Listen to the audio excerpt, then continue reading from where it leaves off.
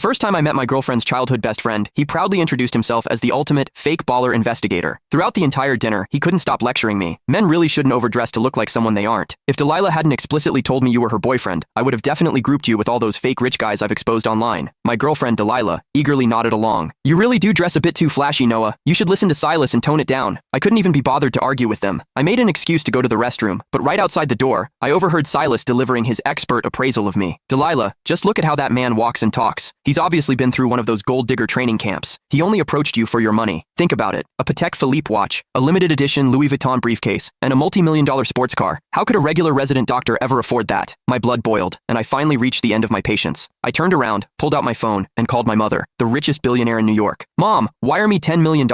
I'm going to buy out a certain fake baller agency and teach this guy that wealthy women can actually have sons. As I hung up the phone, Silas's confident voice drifted out from the private dining room. Delilah was looking at him, nodding with absolute trust. I really wanted to see how Silas planned to test a real heir like me. When I pushed the door open, Silas was holding my Louis Vuitton briefcase, inspecting the lock and the leather from every angle with a condescending smirk. I'm telling you, young guys like you really shouldn't get caught up in comparing yourselves to others. The first step to becoming a fake baller is trying too hard to package yourself. This bag of yours is a rental, right? I almost laughed out loud. When Silas saw I wasn't speaking, he assumed he had hit a nerve.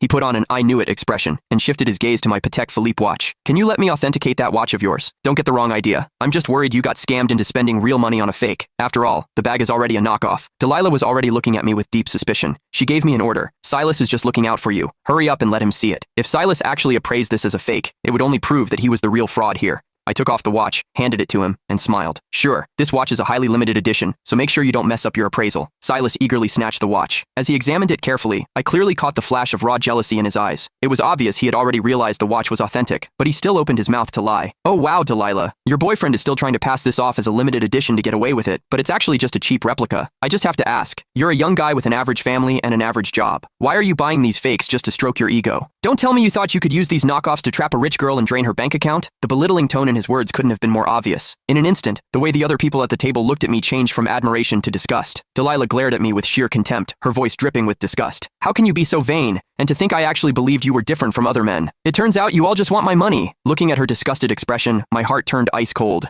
I used to think Delilah was just easily influenced, but that she at least had basic judgment. After all, we had been together for almost a year. Shouldn't she know what kind of person I am by now? I frowned, matching her dissatisfaction. Delilah, who is actually your boyfriend here? You just blindly believe a single word he says? Since that's how it is, I don't see any point in finishing this dinner. I stood up, grabbed my bag, and prepared to leave. Silas gave a fake plastic smile and chimed in again. Why are you in such a hurry to leave? Did the rental time on that sports car downstairs run out? Are you using this as an excuse to go return it? I was completely out of patience. I turned and demanded an answer. What makes you think my car is a rental? Silas patted Delilah's